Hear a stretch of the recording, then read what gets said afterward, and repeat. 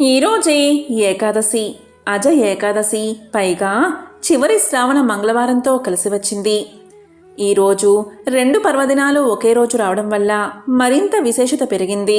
మరి ఎంతో విశేషమైన ఈరోజు ఈ కథను వింటే చాలు, జన్మల పాపాలు తొలగి కోటి జన్మల పుణ్యం వస్తుంది, సకల శుభాలు కలుగుతాయి. హిందూ పంచాంగం ప్రకారం ఏకాదశి తిథికి ఎంతో ప్రాముఖ్యత ఉంది. ప్రతి నెలలో శుక్లపక్షంలో, కృష్ణపక్షంలో 2 ఏకాదశులు వస్తాయి. ఈ నేపథ్యంలో శ్రావణ మాసంలో కృష్ణపక్షంలో వచ్చే ఏకాదశిని అజ ఏకాదశి అని పిలుస్తారు. ఈ రోజున శ్రీ మహావిష్ణువును భక్తి శ్రద్ధలతో పూజించిన వారికి, ఏకాదశి వ్రతాన్ని ఆచరించిన వారికి అనేక సమస్యల నుంచి విముక్తి లభిస్తుందట. ఈ రోజు ఉపవాసం ఉండడం వల్ల అశ్వమేధయాగం చేసిన పుణ్యఫలం కలుగుతుందట. పూర్వజన్మలో చేసిన పాపాలన్నీ తొలగిపోతాయి. ఈ ఏకాదశి మహత్యాన్ని తెలిపే ఒక కథ పద్మ పురాణంలో పేర్కొనబడింది.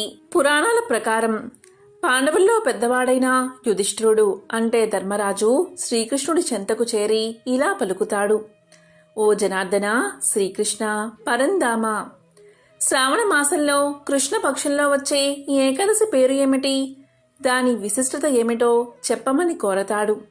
దానికి శ్రీకృష్ణుడు ఇలా సమాధానం చెప్తాడు: ఓ యుధిష్ఠరా, శ్రావణ మాసంలో కృష్ణపక్షంలో వచ్చే ఏకాదశికే అజ ఏకాదశి అనే పేరు. ఈ ఏకాదశి వ్రతాన్ని ఆచరిస్తే సమస్యల నుంచి బయటపడవచ్చు. ఈ ఏకాదశి వ్రతాన్ని ఆచరించడం వల్ల అశ్వమేధయాగ ఫలం కలుగుతుంది అని శ్రీకృష్ణుడు ధర్మరాజుకు తెలియచేశాడు. ఇంకా ఇలా చెప్పడం ప్రారంభించాడు: ఓ ధర్మరాజా, ఈ ఏకాదశి వ్రత మహత్యాన్ని తెలిపే ఒక కథ చెబుతాను, శ్రద్ధగా విను అంటూ శ్రీకృష్ణుడు ఇలా చెప్పడం ప్రారంభించాడు. సత్య హరిశ్చంద్రుడి పేరు వినని వాళ్ళు దాదాపుగా ఉండరు. అబద్ధం చెప్పావేంటి అంటే, నేనేం సత్య హరిశ్చంద్రుణ్ణి కాదు అనడం. ఎట్టి పరిస్థితుల్లో నిజమే చెప్తాను అంటే, అబ్బో సత్య హరిశ్చంద్రుడు కాబోలు అనడం మామూలే. చాలాసార్లు సత్య హరిశ్చంద్రుడు మనకు ఆదర్శం. మరి సత్య హరిశ్చంద్రుడు ఎవరు అంటే, అతను సూర్యవంశపు రాజు. ఆయన నిజమే చెప్తాడు అని అందరూ గొప్పగా చెప్పుకుంటారు. హరిశ్చంద్రో నలో రాజా పురుకుత్సహ పురూరవాహ సగ్రహ కార్త వీర్యచ్చ షడతే చక్రవర్తినః అంటే హరిశ్చంద్రుడు నలుడు, పురుకుత్సుడు, పురూరవుడు, సగరుడు, కార్త వీర్యార్జునుడు అనే ఈ 6గురిని కలిపి షట్ చక్రవర్తులు అంటారు. పురాణాలు వీరిని అత్యంత విశిష్టమైన వారిగా కీర్తించాయి. సత్య హరిశ్చంద్రుడి కథ మార్కండేయ పురాణంలో కూడా ప్రశస్తించబడింది. త్రిశంకుడి కుమారుడే హరిశ్చంద్రుడు. సూర్యవంశ రాజుల్లో సుప్రసిద్ధుడు. అయోధ్యను రాజధానిగా చేసుకుని పరిపాలన చేస్తూ ఉండేవాడు. ఆయన భార్య చంద్రమతి, కుమారుడు లోహితాస్యుడు. ఏకపత్ని వ్రతుడుగా, సత్యసంధుడిగా హరిశ్చంద్రుడికి తిరుగులేని పేరు ఉంది. ఒకనాడు దేవేంద్రుడి సభలో జరిగిన ఒక సంఘటన హరిశ్చంద్రుడి జీవితాన్ని ఎన్నో పరీక్షలకు గురిచేసి మరెన్నో మలుపులు తిప్పింది. అదేంటి అంటే, ఇంద్రసభలో సత్యం తప్పక పలికేవారు ఎవరున్నారు అనే ప్రశ్న ప్రస్తావనకు వచ్చింది. అప్పుడు అక్కడే ఉన్న వశిష్ఠుడు వెంటనే భూలోకంలో హరిశ్చంద్రుడు ఉన్నాడని చెప్పాడు. కాని విశ్వామిత్రుడు లేచి హరిశ్చంద్రుడు సత్యవాక్య పరిపాలనుడు కాదని, ఆ విషయాన్ని తాను నిరూపిస్తాను అన్నాడు. అలా విశ్వామిత్రుడు తన మాట నెగ్గించుకోవడానికి ఒక రోజున హరిశ్చంద్రుడి దగ్గరకు వచ్చి తాను ఒక యజ్ఞం తలపెట్టానని, దానికి ఎంతో ధనం అవసరమవుతుందని, ఆ ధనం కావాలని అడిగాడు. అప్పుడు హరిశ్చంద్రుడు ఆ ధనాన్ని తాను ఇస్తానని వాగ్దానం చేశాడు. కాని విశ్వామిత్రుడు ఆ ధనం తనకు ప్రస్తుతం అవసరం లేదని, అవసరం వచ్చినప్పుడు అడుగుతానని చెప్పి వెళ్ళిపోయాడు.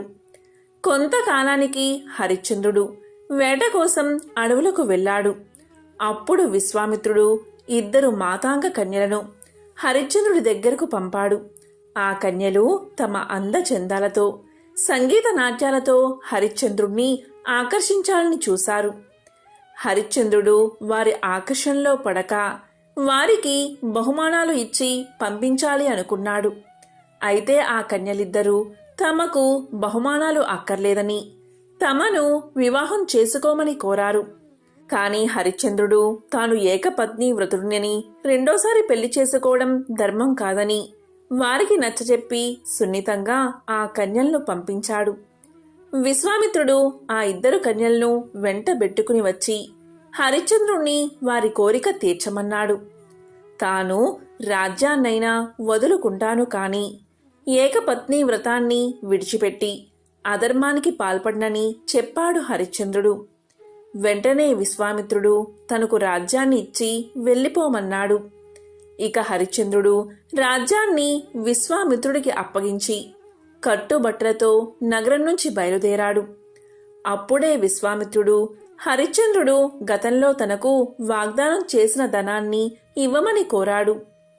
ప్రస్తుతం తన దగ్గర ధనం లేదని, కొంత సమయమిస్తే ధనాన్ని చెల్లిస్తానని విశ్వామిత్రుణ్ణి వేడుకున్నాడు హరిశ్చంద్రుడు.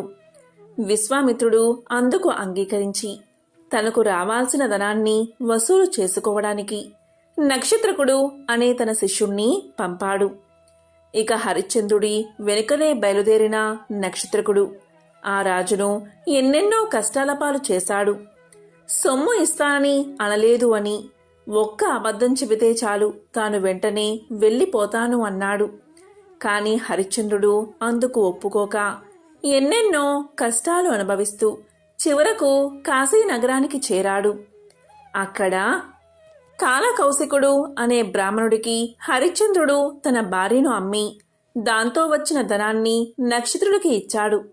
అయినా ఇంకా విశ్వామిత్రుడి అప్పు ఎంతో మిగిలి ఉంది. అప్పుడు హరిశ్చంద్రుడు వీరబాహుడు అనే ఒక కాటి కాపరికి తానే స్వయంగా అమ్ముడుపోయి ఆ ధనాన్ని నక్షత్రకుడికి ఇచ్చాడు. అయినా హరిశ్చంద్రుడి కష్టాలు తీరలేదు. హరిశ్చంద్రుడి భార్య అయిన చంద్రమతి కుమారుడితో కలిసి కాలకౌశకుడి ఇంట్లో పనులు చేస్తూ ఉండేది. ఒకసారి అడవికి దర్భల కోసం వెళ్లిన ఆమె కుమారుడు లోహితాసుడు పాము కరిచి చనిపోయాడు. దాంతో కుమారుడికి అంత్యక్రియలు చేయడానికి శవాన్ని తీసుకుని చంద్రమతి శ్మశానానికి వెళ్ళింది. అక్కడ వీరబాహుడికి సేవకుడిగా కాటి కాపరిగా ఉన్న హరిశ్చంద్రుడు శవాన్ని దహనం చెయ్యాలి అంటే కాటి సుంకం చెల్లించి తీరాల్ని పట్టుబట్టాడు. తన దగ్గర చిల్లిగవ్వ కూడా ధనం లేదని, కాటి సుంకం కట్టలేను అంది చంద్రమతి. అప్పుడు హరిశ్చంద్రుడు, అయితే నీ మెడలో ఉన్న మంగళసూత్రాన్ని అమ్మి ఆ డబ్బుతో సుంకాన్ని చెల్లించమని పలికాడు. ఆ మాటలకు చంద్రమతి ఆశ్చర్యపోయింది. తన మెడలోని మంగళసూత్రం తన భర్తకు తప్ప మరెవరికే కనబడదని, అది తనకు వరమని, కనుక కాటి కాపరిగా ఉన్న వ్యక్తి హరిశ్చంద్రుడే అయి ఉంటాడనుకుని అప్పుడు తన విషయాన్నంతా హరిశ్చంద్రుడికి తెలియచేసింది. కాని ధర్మం తప్పని హరిశ్చంద్రుడు మంగళసూత్రాన్ని అమ్మి ధనం తీసుకురమ్మని ఆమెను నగరానికి పంపాడు. అంత రాత్రివేళ చంద్రమతి నగరంలోకి వెళ్తూ ఉండగా మరొక కష్టం వచ్చి పడింది. కాశీరాజు కుమారుణ్ణి ఎవరో దొంగలు చంపి అతడి దగ్గర ఉన్న ఆభరణాలు అపహరించి పారిపోతూ ఉండగా రాజభటులు ఆ దొంగలను తరుముకు రాసాగారు. ఆ దొంగలు పరిగెత్తుతూ వచ్చి వారికి దారిలో ఎదురైన చంద్రమతి దగ్గర తాము దొంగతనం చేసి తెచ్చిన సొమ్ము పడవేసి పారిపోయారు. అటుగా వచ్చిన రాజభటులు చంద్రమతే రాకుమారుని హత్య చేసి ధనాన్ని దొంగలించిందని భావించి ఆమెను బంధించి రాజు దగ్గరకు తీసుకువెళ్లారు. రాజు ఆమెకు మరణదండన విధించడంతో రాజభటులు ఆమెను కాటికాపరిగా ఉన్న హరిశ్చంద్రుడి దగ్గరకే తీసుకువచ్చి శిక్ష అమలు చేయమన్నారు. ఆమె తన భార్య అని తెలిసినా, నిరపరాధి అని తెలిసినా రాజు ఆజ్ఞను అమలుపరచడం కోసం హరిశ్చంద్రుడు ఖడ్గాన్ని ఎత్తి చంద్రమతి శిరస్సును తెగవెయ్యబోయాడు. విచిత్రంగా ఆ ఖడ్గం ఒక పూలదండలాగా మారి చంద్రమతి మెడలో పడింది. వెంటనే దేవతలంతా అక్కడ ప్రత్యక్షమయ్యారు. విశ్వామిత్రుడు, వశిష్ఠుడు లాంటి ఋషులు అక్కడకు వచ్చి చేరి అబద్ధం ఆడని, ధర్మం తప్పని హరిశ్చంద్రుణ్ణి ఎంతగానో ప్రశంసించారు. విశ్వామిత్రుడు తాను ఓడిపోయాను అని ఒప్పుకోవడంతో హరిశ్చంద్రుడి మీద దేవతలంతా పుష్పవృక్షాన్ని కురిపించారు. ఇలా హరిశ్చంద్రుడు సర్వ మానవాళికి ఆదర్శ పురుషుడు అయ్యాడు. వాస్తవానికి హరిశ్చంద్ర మహారాజు కష్టకాలంలో ఉన్నప్పుడు దుఃఖ సాగరంలో మునిగిపోయి వీటి నుంచి ఎలా బయటపడాలా అని ఆలోచిస్తున్నప్పుడు గౌతమ ముని అక్కడికి చేరుకున్నాడు. అప్పుడు హరిశ్చంద్రుడు ఆ ఋషిని తనకు కష్టాల నుంచి బయటపడే మార్గాన్ని చెప్పమని కోరతాడు. అప్పుడు గౌతమ ఋషి హరిశ్చంద్రుడికి శ్రావణమాసంలో కృష్ణపక్షంలో వచ్చే ఏకాదశి రోజున వ్రతాన్ని ఆచరించి ఉపవాసాన్ని చేస్తే కష్టాలు తొలగిపోతాయని సలహా ఇచ్చాడు. అప్పట్నుంచి గౌతమ ముని చెప్పిన విధంగా హరిశ్చంద్ర మహారాజు అజయ ఏకాదశి వ్రతాన్ని ఆచరించి కష్టాల నుంచి బయటపడ్డాడు. ఇదే అజయ ఏకాదశి ప్రాముఖ్యాన్ని తెలిపే ఒక విశేషమైన కథ అని శ్రీకృష్ణుడు ధర్మరాజుకు తెలియజేశాడు. ఎంతో పవిత్రమైన విశేషమైన ఈ అజయ ఏకాదశి రోజు ఈ కథను వింటే చాలు జన్మల పాపాలు తొలగి కోటి జన్మల పుణ్యం వస్తుంది, సకల శుభాలు కలుగుతాయి. ఈ కథ శ్రీమద్ భాగవతంలోని కథ. పూర్వం రంతిదేవుడు అనే రాజేంద్రుడు ఉండేవాడు. అతను రాజైనను మహాయోగి వలె విషయ వాంఛలకు లోను కాక నిరంతరం హరినామ స్మరణతోనే కాలాన్ని గడిపేవాడు. దైవవశమున లభించింది దానితోనే తృప్తిపడేవాడు. ఆ రాజు తన సంపదలను దానమిచ్చి ఇచ్చి బీదవాడు అయిపోయాడు. కుటుంబంతో సహా చాలా కష్టాల పాలయ్యాడు. 48 రోజులు అన్నము నీళ్లు లేకుండా సకుటుంబంగా తిరుగులాడవలసి వచ్చినా గుండె దిటవు కోల్పోలేదు. ఒకరోజు ప్రాతకాలంలో అతనికి నెయ్యి, పాయసము, నీళ్లు లభించాయి. భోజన సమయం అయినది.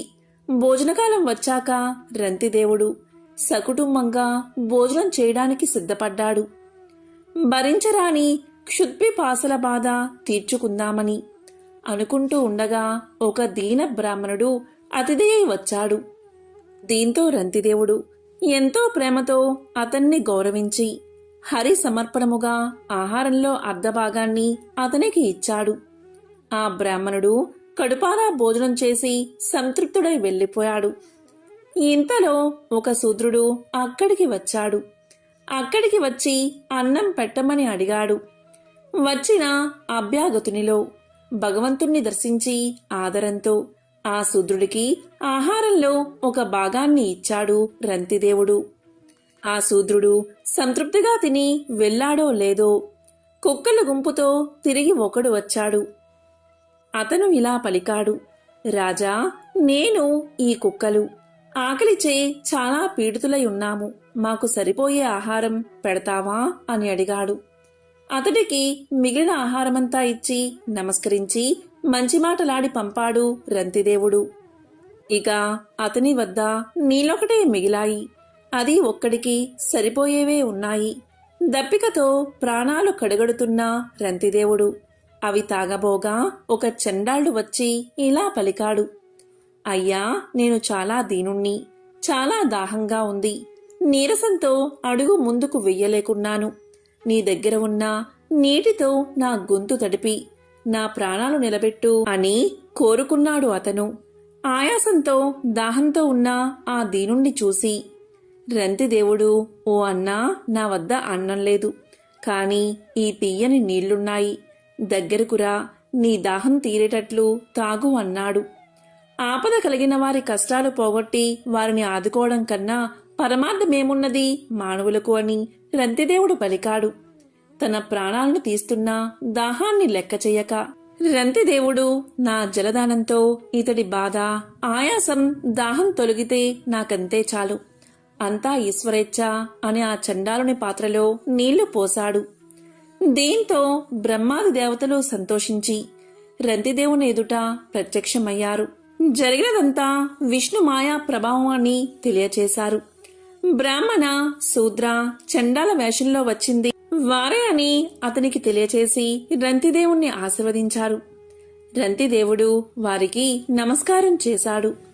ధీరుడైన రంతిదేవుడు వారిని ఏదీ కోరలేదు. స్థిరమైన విష్ణు భక్తులకే కోరికలు ఉండవు కదా. కడకు విష్ణు పదాన్ని పొందాడు రంతిదేవుడు. ఆ రాజే కాదు, ఆ రాజు కథను బాగా విని అర్థం చేసుకున్న వాళ్ళందరూ అతని మహిమచే యోగులై కడకు మోక్షాన్ని సంపాదించారు. దానము తీసుకుని వానికి హితము కలిగించు దానిని ఫలాపేక్ష రహితంగా ప్రేమతో ఇవ్వడం ఉత్తమ దానం. ఇదే కాక అడిగిన వానిలో భగవంతుణ్ణి దర్శించి తన ప్రాణాలు నిలబెట్టుకోవడానికి ఎంతో అవసరమైనది. తనకు లేకపోయినా ఇచ్చివేసిన రద్దిదేవుడు ఎంతో ధన్యుడు. ఎంతో విశేషమైన మరొక కథను ఇప్పుడు తెలుసుకుందాం. పూర్వం ఇంద్రద్యుమ్నుడు అనే రాజేంద్రుడు ఉండేవాడు. అతను ఎన్నో దానధర్మాలు చేసి ధర్మాచరణలో తనంతటివాడు లేడు అనే ఖ్యాతిని పొందాడు. లెక్కగట్టలేనన్ని గో భూ హిరణ్య దానాలు పాత్రులైన వారికి ఇచ్చి అనంత పుణ్య సంపదను ఆర్జించుకున్నాడు. రాజర్షి అయి ప్రజారంజకంగా పాలన చేశాడు. అలా ఎన్నో వర్షాలు రాజ్య పాలన చేసి తన పుణ్యనిధి ప్రభావంతో కాలం చెల్లాక స్వర్గాన్ని చేరుకున్నాడు. చాలా కాలం స్వర్గభోగాలు అనుభవించిన తర్వాత ఒకరోజు దేవేంద్రుడు ఇంద్రద్యుమ్ని పిలిపించి ఇలా పలికాడు. మహాత్మా, నీవు అనేక దాన ధర్మాలు చేసి ఎంతో పుణ్యాన్ని ఆర్జించావు కనుక ఇంత దీర్ఘకాలం స్వర్గంలో ఉండగలిగావు. కాని పరమేశ్వరుణ్ణి శరణువేడి ఆయన కృపతో పొందే మోక్షప్రదం ఒక్కటే శాశ్వతమైనది. మిగతావేవి శాశ్వతం కావు. నీవు నీ పుణ్యఫలాన్ని అనుభవించావు కాబట్టి స్వర్గాన్ని విడిచే సమయం వచ్చింది అని చెప్పాడు ఇంద్రుడు. స్వర్గాధిపతి మాటలు విని ఇంద్రద్యుమ్నుడు ఇంత కొద్ది కాలంలోనే తన పుణ్యరాశులు ఎలా కరిగిపోయాయి అని ఆశ్చర్యపోయాడు.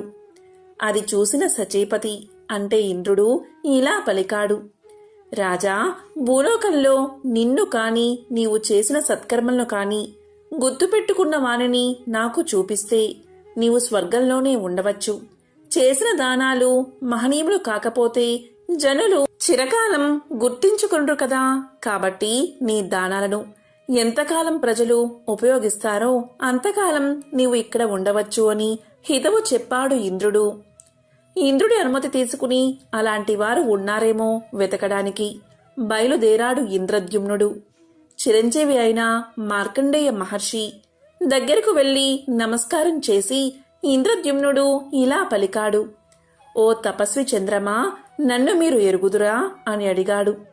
అప్పటికి ఎంతో కాలంగా తీర్థయాత్రలు చేసి ఉపవాస వ్రతాలు చేసి కృషించి ఉన్న మార్కండేయ మహర్షి గుర్తు లేదు అని చెప్పాడు. అప్పుడు ఇంద్రద్యుమ్నుడు, స్వామి, చిరంజీవులైన మీకంటే ముందు పుట్టిన ప్రాణి ఏదైనా బతికి ఉందా అని అడిగాడు. దానికి మార్కండేయ మహర్షి ఇలా సమాధానం చెప్పాడు.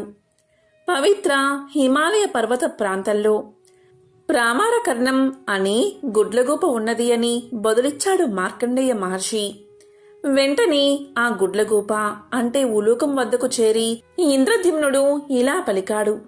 అయ్యా, నన్నెరుగుదువా అని ప్రశ్నించాడు. దానికి ఉలూకం తెలియదు అని సమాధానం చెప్పింది. అప్పుడు ఇంద్రద్యుమ్నుడు ఇలా అన్నాడు. మీకంటే ముందు పుట్టిన ప్రాణి ఏదైనా బతికి ఉందా అని అడిగాడు. దానికి ఉలూకం ఇక్కడికి కొన్ని యోజనాల దూరంలో ఇంద్రద్యుమ్నము అనే సరోవరం ఉన్నది. ఆ సరోవరంలో నాడీజంగము అనే కొంగ ఉన్నది అని ఉలూకం చెప్పగా ఇంద్రద్యుమ్నుడు బ్రహ్మదేవుడి స్నేహితుడైన నాడీజంగుని వద్దకు చేరి ఇలా పలికాడు. ఓ బకరాజా, నన్ను మీరు గుర్తుపట్టారా అని ప్రశ్నించాడు. దానికి అది లేదు. ఈ సరోవరంలో ఆకుపారము అనే తాబేలు ఉంది. అది నాకంటే పెద్దది. దానికి నీవు తెలిసేమో కనుక్కో అని చెప్పింది. ఆ మాటలు విన్న ఇంద్రద్యుమ్నుడు తాబేలును చేరుకున్నాడు. ఇంద్రద్యుమ్ని చూడగానే ఆ తాబేలు యొక్క కళ్ళు చెమ్మగిల్లాయి. అది ఇలా పలికింది. అయ్యా, 1000 యజ్ఞాలు సంగముగా చేసి 1000 యోపస్తంభాలు కట్టించావు. ఆ యజ్ఞ దానాలలో లెక్క కట్టలేనన్ని గోదానాలు ఇచ్చావు. నీవు దానాలు ఇచ్చిన గోవుల రాకపోకలతో ఈ భూమి దిగబడి ఇంత సరోవరం అయినది. ఇది అంతా నీ చలవే అని కృతజ్ఞతాపూర్వకంగా చెప్పింది తాబేలు. మరుక్షణమే దేవతలు దివ్య విమానంలో ఇంద్రద్యుమ్నుని స్వర్గానికి తీసుకుపోయారు.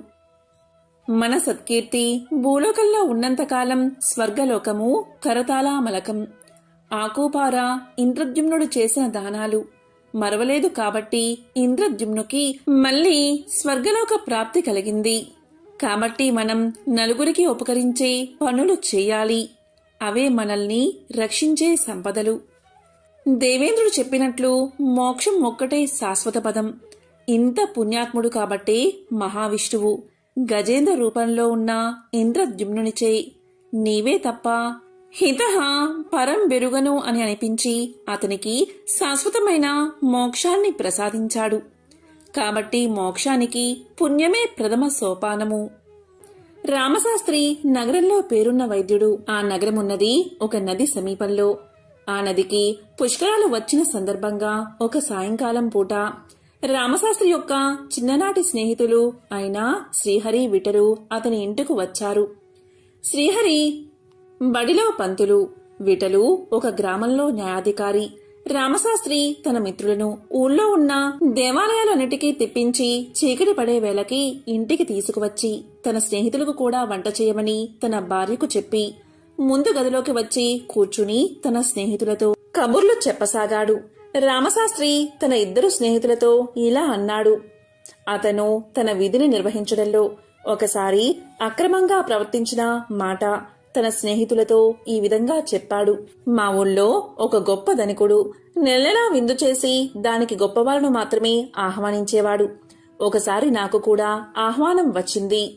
ఊళ్ళోని గొప్పవాళ్ళ చిట్టాలో నా పేరు కూడా దక్కింది కదా అని ఊరి పెద్దలను పరిచయం చేసుకుని నేను కూడా నా వృత్తిలో బాగా పైకి రావచ్చని ఎంతో సంతోషించాను. నాకు ఉన్నంతలో మంచి బట్టలు కట్టుకుని విందుకు బయలుదేరబోతూ ఉండగా ఒక పెద్దావిడ ఎంతో గోలగా ఏడుస్తూ నా కాళ్ల మీద పడి నా మొగుడి ప్రాణం నువ్వే కాపాడాలి బాబూ అని నన్ను వేడుకుంది. నేనేమో ఈ పేదరాలి మొగుడికి వైద్యం చేస్తే నాకు లాభం ఉండదు అని తలిచి నేను తొందరగా పని మీద వెళ్తున్నాను అని చెప్పి వెళ్లిపోయాను. అయితే ఏదో అవాంతరం వచ్చి ఆ రోజు ఆ విందు వాయిదా పడింది. వెంటనే నేను ఇంటికి తిరిగి వచ్చి ఆ పేదరాలి ఇల్లు కనుక్కుని వెళ్లేసరికి అంతా మించిపోయింది. సమయానికి చికిత్స జరగక ఆమె భర్త చనిపోయాడు. ఈ ఒక్క సందర్భంలో తప్పితే నేను నా విధి నిర్వహణలో ఎప్పుడూ పొరపాటు చేయలేదు అన్నాడు రామశాస్త్రి. ఇక బడిపంతులు అయిన శ్రీహరి తన స్నేహితులతో ఇలా చెప్పాడు. నీలాగే నేను కూడా ఒకసారి నా ధర్మాన్ని అతిక్రమించాను. దాని గురించి చెప్తాను వినండి అని ఇలా చెప్పసాగాడు. నేను పనిచేసే జమీందారుగారి బడిలో జమీందారుగారి అబ్బాయి చదువుకునేవాడు. అది కూడా తమ బడే కనుక చదువు విషయంలో అశ్రద్ధ చేస్తూ కూడా విద్యార్థుల్లో మొదటివాడుగా ఉండేవాడు. ఆ బడిలో ఒక రైతు కొడుకు చేరాడు. వాడు చాలా చురుకైనవాడు. ప్రతి విషయంలో వాడు జమీందారుగారి అబ్బాయిని మించి ఉండేవాడు. అందుచేత జమీందారుగారి అబ్బాయి ఆ రైతు కొడుకును బడి నుంచి పంపేయమని నన్ను కోరాడు.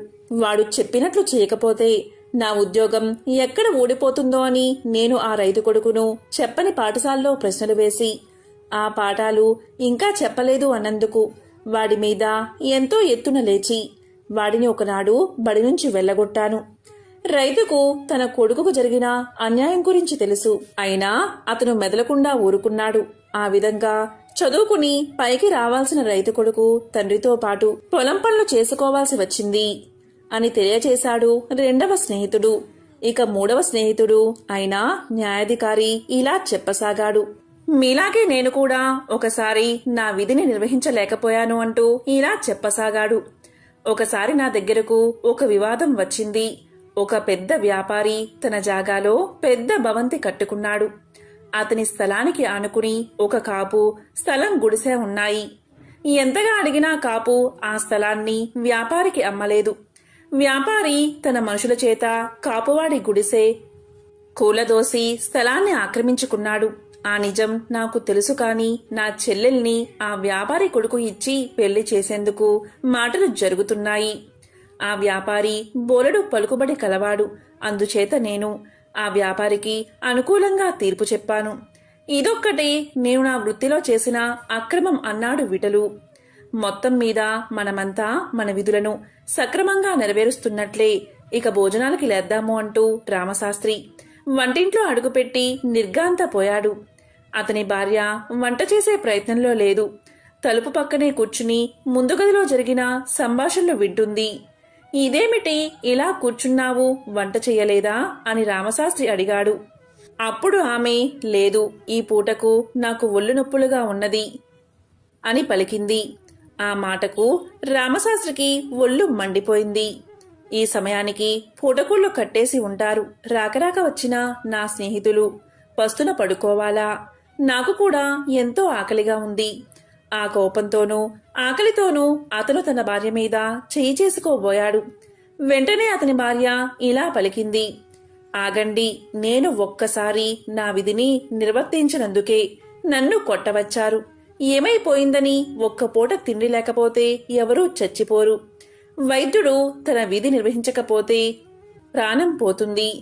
గురువు విద్యార్థి పట్ల అక్రమంగా ప్రవర్తిస్తే వారి జీవితమే నాశనం అయిపోతుంది. న్యాయాధికారి అక్రమంగా ప్రవర్తిస్తే ఒక మనిషి అనవసరంగా శిక్షకు గురవుతాడు. ఈ వృత్తులను చేసేవాళ్లు ఒకసారి తమ విధి నిర్వహణలో పొరపాటు చేసినా క్షమించరాదు. అలాంటి వాళ్ళు ద్రోహం చేసినట్లే లెక్క. అసలు ముందు మీ ముగ్గురు ఈ విషయం తెలుసుకోండి. మీరు బయటకు వెళ్ళినప్పుడు వంట చేసేశాను, కాళ్ళు కడుక్కుని రండి, వడ్డిస్తాను అంది రామశాస్త్రి భార్య.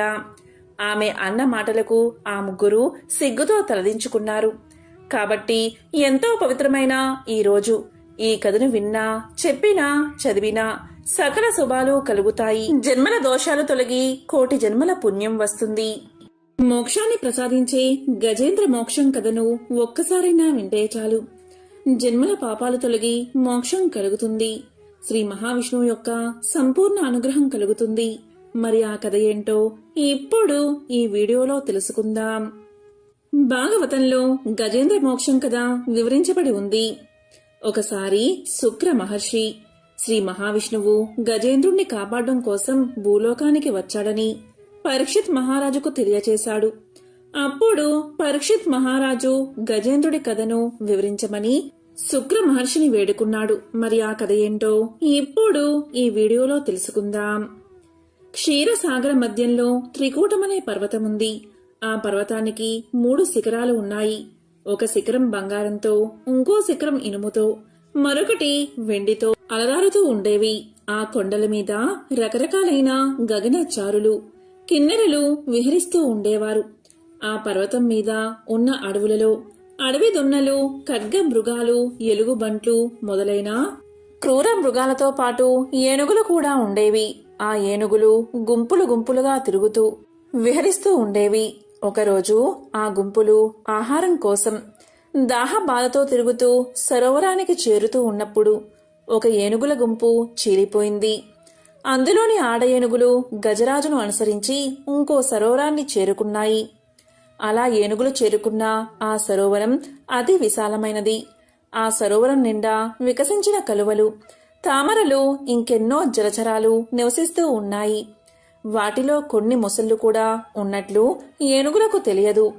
ఆడ ఏనుగులు దాహ బాధ తీర్చుకుని జలక్రీడలు జరిపి బయటకు వచ్చిన తరువాత గజరాజు కూడా సరోవరంలోకి ప్రవేశించి నీళ్లు తాగి తొండం నిండా నీరు నింపి గగనవీధిలోకి చిమ్ముతున్నాడు. ఆ విధంగా నీటిని చిమ్ముతూ ఉంటే సరోవరంలోని కర్కాటక మీనాలు రోదసిలోని మీన కర్కాటకాలను చేరినట్లు కనిపించింది.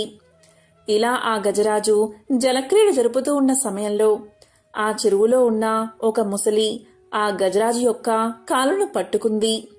పట్టు విడిపించుకుని తొండంతో దెబ్బ తీయాలని ఆ ఏనుగు చూసింది. వెంటనే ఆ ముసలి ఏనుగు యొక్క ముందు కాళ్ళు పట్టుకుంది.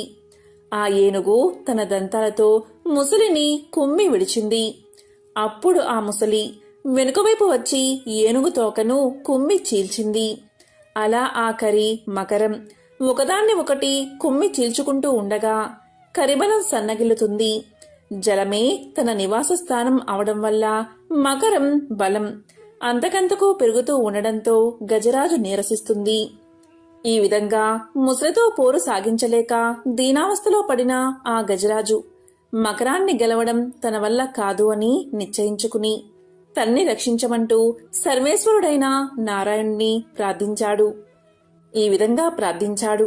అక్కడెక్కడో వైకుంఠపురంలోని ఓ మూల ఒక సౌధం. ఆ సౌధ పరిసరాల్లో మందారవనం, అందులో అమృత సరస్సు. అక్కడ మంచంపై లక్ష్మీదేవితో వినోదించు శ్రీమన్నారాయణుడికి ఏనుగు పాహి పాహి అని పెట్టిన కేక వినిపించగానే వెంటనే బయలుదేరాడు మహావిష్ణువు. భక్తుణ్ణి రక్షించడానికి భగవంతుడు బయలుదేరిన తీరు అమోఘం. గజేంద్రుడి ప్రాణాలు కాపాడాలి అనే ఉత్సాహంతో నిండిపోయిన విష్ణుమూర్తి లక్ష్మీదేవికి చెప్పలేదు. శంఖ చక్రాలను రెండూ చేతుల్లోకి తీసుకోలేదు. సేవకులనెవరినీ పిలవలేదు. గరుడ వాహనాన్ని సిద్ధపరుచుకోలేదు. చెవుదుద్దు వరకు జారిన జుట్టు చక్కదిద్దుకోలేదు. ప్రణయ కలహంలో ఎత్తిపట్టిన లక్ష్మీదేవి కొంగైనా వదల్లేదు. అలా వెళ్తున్న నారాయణ్ణి చూసి మహాలక్ష్మి తన మనసులో ఈ విధంగా అనుకుంది. ఏ దుష్ట దుశ్శాసనుడు కబంధ హస్తాల్లోనైనా చిక్కుకున్న ద్రౌపదీదేవి వంటి ఇల్లాలు మొరపెట్టుకుంటుందా? మళ్లీ పరమమూర్ఖుడైన సోమకాసురుడు వేదాలను దొంగలించడానికి వచ్చాడా? అసురులు అమరావతిపైకి దండెత్తి వస్తున్నారా? ప్రహ్లాదుడు వంటి భక్తులను హింసించే హిరణ్యాక్షుడు మళ్లీ బయలుదేరాడా అని సంశయించి ఆయన వెంట బయలుదేరింది. ఆ విధంగా గజరాజు ఉన్న సరోవరాన్ని చేరుతూనే తన సుదర్శన చక్రాన్ని విడిచిపెట్టాడు మహావిష్ణువు. ఆ సుదర్శన చక్రం విస్ఫులింగాలు చిమ్ముతూ మరుక్షణంలో సరోవరంలోకి ప్రవేశించి ఆ ముసలి తలను ఖండించింది. వెంటనే గజేంద్రుడు ఊపిరి పీల్చుకుని కొల నుండి బయటకు వచ్చి కరణీ బృందాన్ని చేరి సంతోషంతో తొండం ఎత్తి పలకరించాడు. అప్పుడు శ్రీహరి తన శంఖాన్ని పూరించాడు. ఆ పాంచజన్యపు ధ్వని శత్రుజనానికి హృదయ విదారకం, సజ్జనులకు ఉల్లాసభరితాన్ని కలిగిస్తుంది. అప్పుడు నారాయణుడు తన కర స్పర్శతో ఆ కరిని అనుగ్రహిస్తాడు. ఆ అనుగ్రహంతో ఆ గజరాజు వైకుంఠాన్ని చేరుకుంటాడు. నిరంతరం ఎవరైతే శ్రీహరిని స్మరిస్తారో వారిని ఎప్పుడూ నేను విస్మరించను అని శ్రీదేవికి చెప్పగా ఆ లక్ష్మీదేవి దీనుల మొరవిని వారిని రక్షించే శ్రీ మహావిష్ణువుతో రావడం కంటే భాగ్యం ఏముంటుంది అని అనుకుంటుంది. గజరాజు నీటి నుండి తామర పుష్పాన్ని తీసుకువచ్చి స్వామివారి పాదాల దగ్గర పెట్టి నమస్కారం చేసింది. ముసలి చనిపోయినప్పుడు అందులో నుండి ఒక గంధర్వుడు వచ్చి గంధర్వ లోకానికి వెళ్లిపోయాడు. ఇలా కథ వింటూనే పరీక్షితుడు శుక్ర మహర్షితో ఇంతటి పుణ్యం ఆ గజరాజుకు ఎలా వచ్చిందో చెప్పమని అడగగా అప్పుడు శుక్ర మహర్షి ఇలా చెప్పసాగాడు. ఒకప్పుడు ద్రవిడ దేశాన్ని పరిపాలించే రాజు ఉండేవాడు. అతను అష్టాక్షరి మంత్రోపదేశాన్ని పొంది ఒక పర్వత శిఖరానికి చేరుకుని అక్కడ అష్టాక్షరి మంత్రం ఉపాసన చేద్దామని భావించి అక్కడే మంత్రజపం చేస్తూ ఉండగా అక్కడికి అగస్త్య మహర్షి వచ్చాడు. అయితే మంత్రజపం చేస్తున్నానని మహర్షి వచ్చినా లేవకపోవడంతో ఆగ్రహించిన అగస్త్యుడు నువ్వు ఏనుగు యోనియందు జన్మిస్తావు అని అతన్ని శపించాడు. అయితే మహాపురుషులు ఏనాడైతే మీ ఇంటికి వస్తారో ఆ రోజే మీ పూజ ఫలించిందని గుర్తు పెట్టుకోవాలి అనడంతో అలా గజరాజుగా జన్మించి తన ప్రాణాలు పోయే సమయంలో గత జన్మలో చేసిన మంత్రానుష్ఠాన ప్రభావం వల్ల శ్రీమన్నారాయణుడు గుర్తుకు వచ్చి శరణాగతి చేశాడు. ఇక గంధర్వుడి విషయానికి వస్తే గంధర్వుడు ఒకరోజు గంధర్వ కాంతలతో నీటిలో నిలబడి స్నానం చేస్తూ ఉండగా అక్కడికి బాగా చిక్కిపోయిన ఒక మహర్షి రాగా అతన్ని అపహాస్యం చేశాడు ఆ గంధర్వుడు. గంధర్వ కాంతలు నవ్వుతారని అనుకుని నీటి లోపల నుండి వచ్చి ఆ మహర్షి కాలని లాగాడు గంధర్వుడు. దీంతో మహర్షి నీటిలోకి పడిపోయాడు. అప్పుడు ఆగ్రహించిన మహర్షి నీకు నీటి అడుగు నుండి వచ్చి కాలులాగే అలవాటు ఉంది కనుక అలా చేసే ముసలివై జన్మించమని శపించాడు. ఆ విధంగా సుదర్శన చక్రంతో తల నరకబడగా అతనికి శాప విమోచనం కలిగింది. అందుకే గంధర్వుడయ్యి గంధర్వ లోకానికి వెళ్లిపోయాడు. ఈ విధంగా గజేంద్ర మోక్షం కథను శుక్ర మహర్షి పరీక్షిత్ మహారాజుకు తెలియజేశాడు. ఈ విధంగా భాగవతంలో చెప్పిన కథలన్నీ ఒక ఎత్తు అయితే గజేంద్ర మోక్షం ఒక ఎత్తు. ఎవరైతే ఈ గజేంద్ర మోక్షం కథని శ్రద్ధగా వింటారో వారి పాపాలన్నీ పరిహరించబడతాయి. ఐశ్వర్యం కలిసి వచ్చి దరిద్రం తొలగిపోతుంది. గ్రహదోషాల వల్ల కలిగే పీడలు తొలగిపోతాయి. ముఖ్యంగా ఈ ఏకాదశి ఉపవాసం రోజున విష్ణుమూర్తికి పాయసాన్ని సమర్పించాలి. ఇందులో తులసి ఆకులు వేయాలి. దీంతో శ్రీ మహావిష్ణువు ప్రసన్నుడై కోరికలు తీరుస్తాడు. ఏకాదశి రోజున తులసి ఆకులు కొయ్యకూడదు. ఒకరోజు ముందే తులసి ఆకులు కోసి స్వామివారి కోసం పెట్టుకోవచ్చు. పంచామృతం విష్ణువుకు మహాప్రీతికరమైనది. ఏకాదశి రోజు శ్రీ మహావిష్ణువుకు పంచామృతంతో అభిషేకం చెయ్యాలి. పంచామృతాన్ని ప్రసాదం రూపంలో తీసుకోవాలి. దీనివల్ల విష్ణువు యొక్క సంపూర్ణ అనుగ్రహం కలుగుతుంది. ఇలా చేస్తే ఐశ్వర్యం, ఆహారం పెరగడంతో కోరికలు కూడా నెరవేరతాయి. ఎంతో పవిత్రమైన, విశేషమైన ఈ కథను విన్నా, చదివినా, చెప్పినా, వినిపించినా జన్మల పాపాలు తొలగి కోటి జన్మల పుణ్యం వస్తుంది. సకల శుభాలు కలుగుతాయి. ఓం నమో నారాయణాయ. ఓం నమఃశివాయ. ఓం శ్రీ మహాలక్ష్మియే నమః. ఓం శ్రీ మాత్రే నమః.